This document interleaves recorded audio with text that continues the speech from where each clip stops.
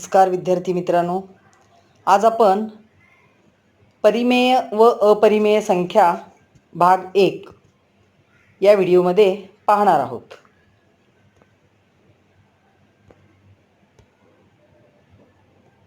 यापूर्वी नैसर्गिक संख्यांचा समूह, पूर्ण संख्या समूह, पूर्णांक संख्या समूह आणि परिमेय संख्या समूह याची ओळख तुम्ही करून घेतलेली आहे. त्याची थोडीशी उजळणी करूया. नैसर्गिक संख्यांचा समूह. नैसर्गिक संख्यांची सुरुवात 1 पासून होते आणि नैसर्गिक संख्या अनंत आहेत. त्यामुळे सर्वात लहान नैसर्गिक संख्या 1 आहे आणि सर्वात मोठी नैसर्गिक संख्या सांगता येत नाही. पूर्ण संख्यांचा समूह. पूर्ण संख्यांची सुरुवात 0 पासून होते आणि पूर्ण संख्यासुद्धा अनंत आहेत. म्हणून सर्वात लहान पूर्ण संख्या आहे 0 आणि सर्वात मोठी पूर्ण संख्या आपल्याला सांगता येत नाही. आता पाहूया पूर्णांक संख्यांचा समूह. पहा, 0 पासून आपण सुरुवात करूया. 0, धन 1, धन 2, धन 3 या अनंतापर्यंतच्या संख्या, ऋण 1, ऋण 2, ऋण 3 याही अनंतापर्यंतच्या संख्या, या सर्व संख्यांचा समूह म्हणजेच पूर्णांक संख्यांचा समूह. या संख्या संख्यारेषेवर दाखवण्यासाठी तुम्ही इयत्ता 7वी मध्ये शिकलेले आहात. 0 पासून आपण आरंभ करतो. सर्व धनपूर्णांक संख्या 0च्या उजव्या बाजूला असतात, तर ऋणपूर्णांक संख्या 0च्या डाव्या बाजूला असतात. पुढे परिमेय संख्यांचा समूह. ऋण 25/3, 10/7, ऋण 4, 0, 3, 8, 32/3, 67/5 ही काही परिमेय संख्यांची उदाहरणे या ठिकाणी दिलेली आहेत. तर परिमेय संख्यासुद्धा अनंत आहेत. मग परिमेय संख्या म्हणायचे कशाला? तर आपण परिमेय संख्या म्हणजे काय ते पाहूया. m/n या रूपातील संख्यांना परिमेय संख्या म्हणतात.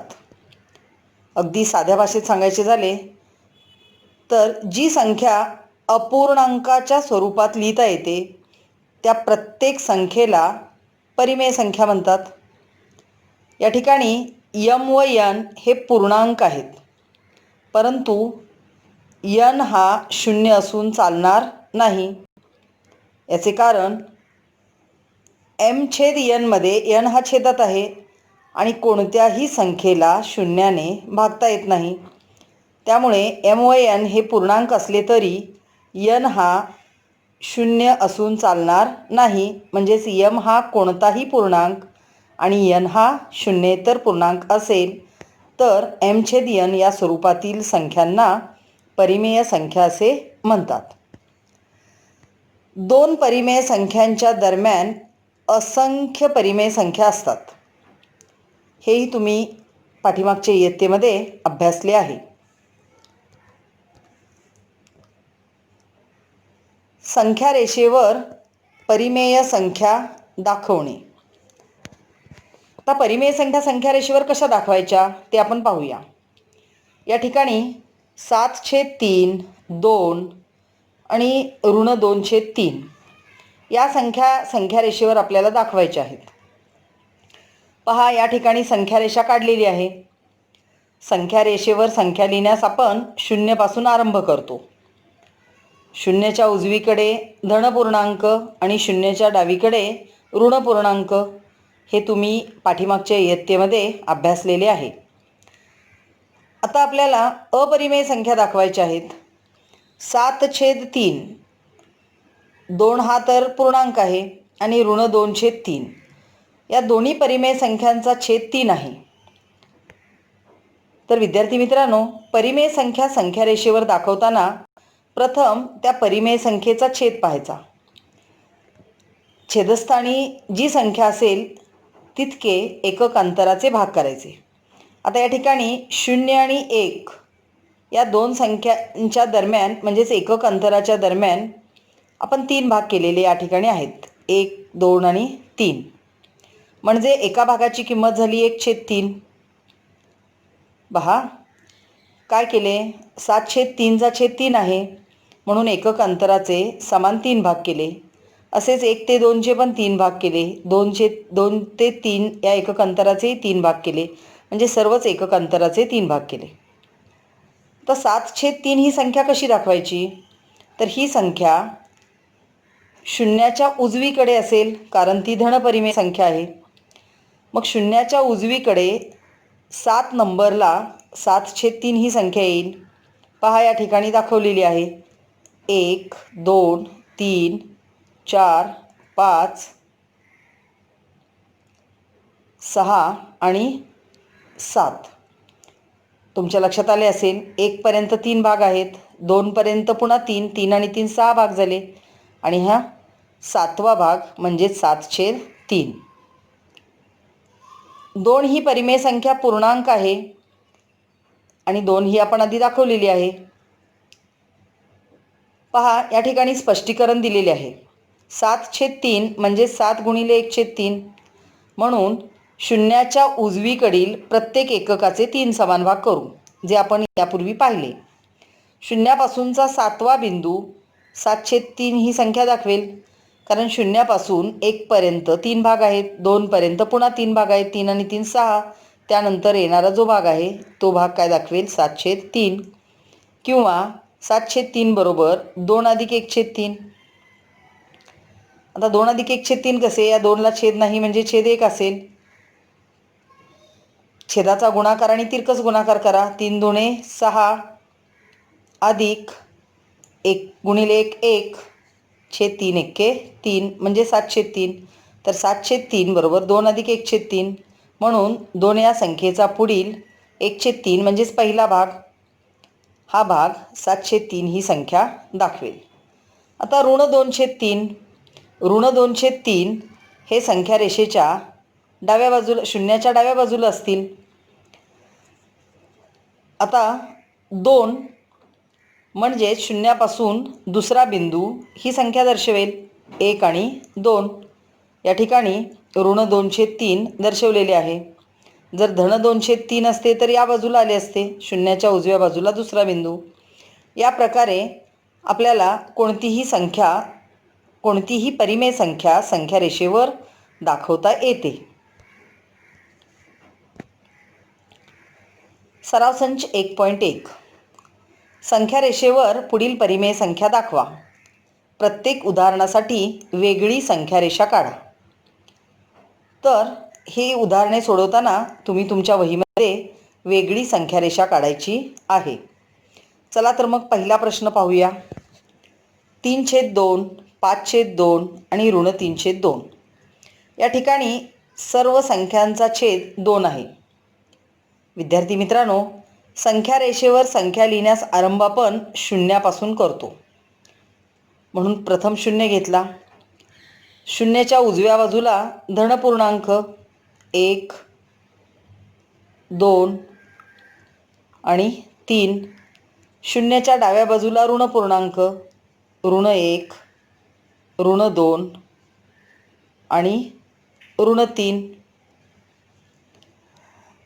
आपल्याला छेद 2 असणाऱ्या संख्या संख्या रेषेवर दाखवायच्या आहेत. म्हणजेच एकक अंतराचे 2 समान भाग करायचे आहेत. म्हणजे 0 पासून 1 पर्यंत 2 भाग केले, 1 आणि 2. 1 ते 2चे पुन्हा 2 भाग केले, 1 आणि 2. 2 ते 3चे पुन्हा 2 भाग केले, 1 आणि 2. याचप्रमाणे डाव्या बाजूला 0 पासून ऋण 1 पर्यंत 2 भाग, ऋण 1 ते ऋण 2 पर्यंत 2 भाग आणि ऋण 2 ते ऋण 3 पर्यंत 2 भाग. चला तर मग पहिली संख्या संख्या रेषेवर दाखवूया. पहिली संख्या आहे 3/2. तर 3/2 म्हणजे शून्याच्या नंतरचा तिसरा बिंदू ही संख्या दर्शवेल 1, 2 आणि 3.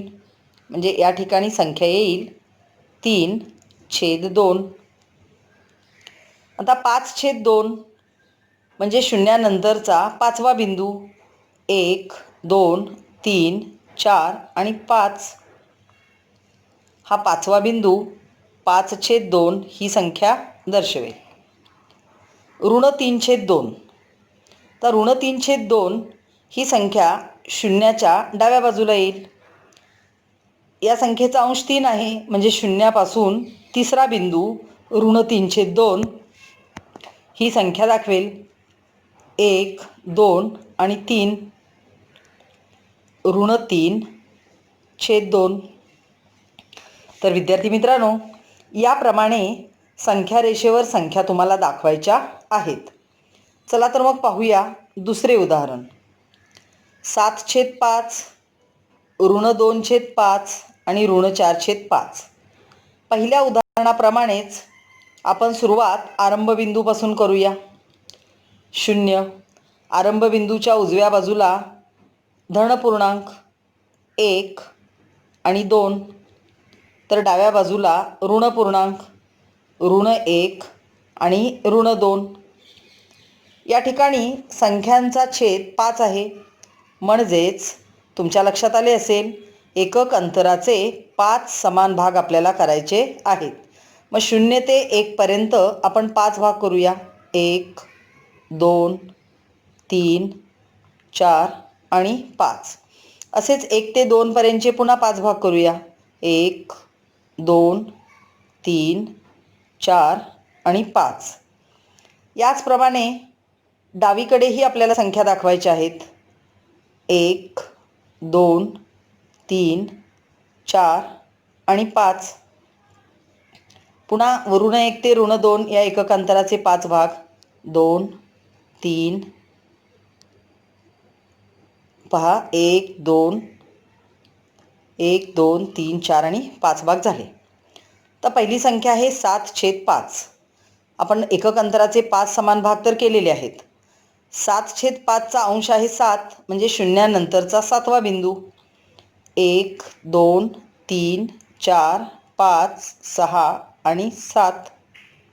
हा जो 7वा बिंदू आहे तो 7/5 हा अपूर्णांक किंवा ही परिमेय संख्या दाखवेल. तर दुसरी संख्या आहे ऋण 2/5. शून्याच्या डावीकडे 2 घरे जावे लागेल, कारण अंश 2 आहे.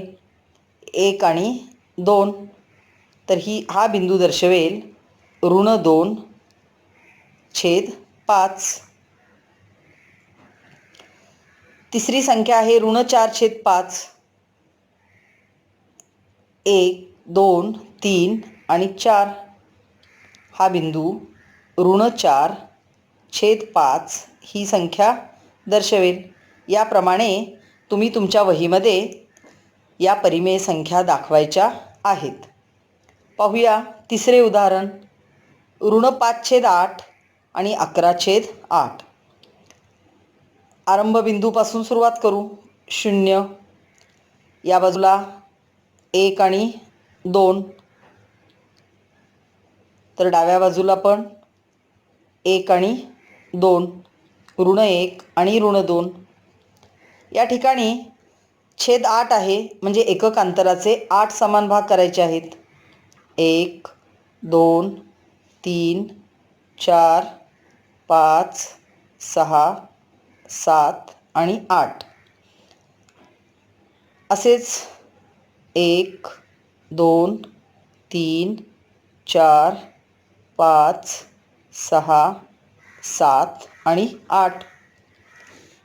आता शून्याच्या डावीकडे 1, 2, 3, 4, 5, 6, 7 आणि 8. भाग 8 झाले का पाहून घ्यायचे. पहिली संख्या आहे ऋण 5/8. ऋण 5 अंश 5 आहे, म्हणजे शून्याच्या डावीकडे 5वा बिंदू. पहा 1, 2, 3, 4 आणि 5. हा 5वा बिंदू काय करेल, ऋण 5/8 ही संख्या दर्शवेल. दुसरी संख्या आहे 11/8. ही धनपरिमेय संख्या आहे, म्हणून शून्याच्या उजवीकडे. आता 0 ते 1 पर्यंत 8 भाग केलेत, म्हणजे 1च्या नंतर 3 भाग 3 भाग येतील, 9, 10 आणि 11. हा बिंदू 11/8 ही संख्या दर्शवेल. तर अशा प्रकारे सराव संच 1.1 तुम्ही तुमच्या वहीमध्ये सोडवायचा आहे. दिलेली संख्या रेषा पाहून विचारलेल्या प्रश्नांची उत्तरे लिहा. या ठिकाणी तुम्हाला एक संख्या रेषा दिलेली आहे. त्या संख्या रेषेचे निरीक्षण करा. 0 हा आरंभबिंदू आहे. या ठिकाणी उत्तर आकृतीमध्ये तो घेतलेला आहे. शून्यानंतर 1 पर्यंतचे 1, 2, 3 आणि 4 भाग केलेले आहेत. म्हणजेच एका भागाची किंमत आहे 1/4.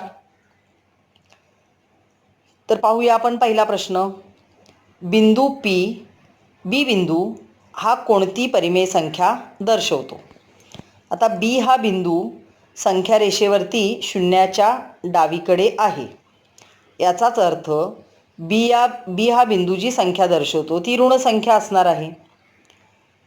आता पाहूया आपण तो बिंदू कोणती संख्या दर्शवतो. तर 0 पासून -1 पर्यंत 4 भाग केलेले आहेत. -1 ते -2चे पुन्हा 4 भाग केलेले आहेत. म्हणजे -2 पर्यंत 8 भाग झाले. त्यानंतर 9 आणि 10व्या क्रमांकावर बी हा बिंदू आहे. म्हणजे बी हा बिंदू -10/4 ही संख्या दर्शवतो. कसे आले तुमच्या लक्षात आले का पहा. एका भागाची किंमत आहे 1/4 आणि बी हा बिंदू 10 नंबरच्या क्रमांकावर आहे म्हणून -10/4. 10 आणि 4ला 2ने भाग जातो. मग उत्तर काय येईल? -5/10/4. म्हणजेच बिंदू बी -5/2 ही संख्या दर्शवतो. दुसरा प्रश्न. 1.34 ही संख्या कोणत्या बिंदूने दाखवली आहे? पहा, 1.34 या संख्येचे प्रथम अपूर्णांकात रूपांतर करून घेऊया. हा पूर्णांकयुक्त अपूर्णांक आहे. 4 एक्के 4, 4 आणि 3 7/4. म्हणजेच 1.34 या पूर्णांकयुक्त अपूर्णांकाचे रूपांतर झाले 7/4. आता 7/4 ही परिमेय संख्या कोणत्या बिंदूने दाखवली आहे ते आपल्याला शोधायचे आहे. आता ही धनपरिमेय संख्या आहे म्हणजे नक्कीच ही संख्या आरंभबिंदूच्या उजव्या बाजूला आहे. 7/4 म्हणजे 7 क्रमांकाचा बिंदू ही संख्या दर्शवतो. 1 पर्यंत 4 बिंदू आहेत. मग 5, 6 आणि 7. याचाच अर्थ सी हा बिंदू 1.34 ही संख्या दर्शवतो. म्हणजे दुसऱ्या प्रश्नाचे उत्तर आहे बिंदू सी. तिसरा प्रश्न. डी या बिंदूने 5/2 ही परिमेय संख्या दाखवली आहे. हे विधान सत्य की असत्य ते लिहा. पहा, डी हा बिंदू किती क्रमांकावर आहे ते आधी आपण पाहूया. 0 ते 1 4 भाग आहेत. 1 ते 2 पुन्हा 4 भाग आहेत. 4 आणि 4 8 भाग झाले. 9 आणि 10. डी हा बिंदू 10/4 ही संख्या दर्शवतो. छेदात 4 कसे आले तुमच्या लक्षात आले असतील. एकक अंतराचे 4 भाग आहेत म्हणजे एका भागाची किंमत 1/4 म्हणून 10/4. याला अतिसंक्षिप्त रूप देऊया. 2ने भाग जाईल. 2×5=10 आणि 2×2=4. 5/2 म्हणजे डी या बिंदूने 5/2 ही परिमेय संख्या दाखवली आहे. हे विधान सत्य आहे.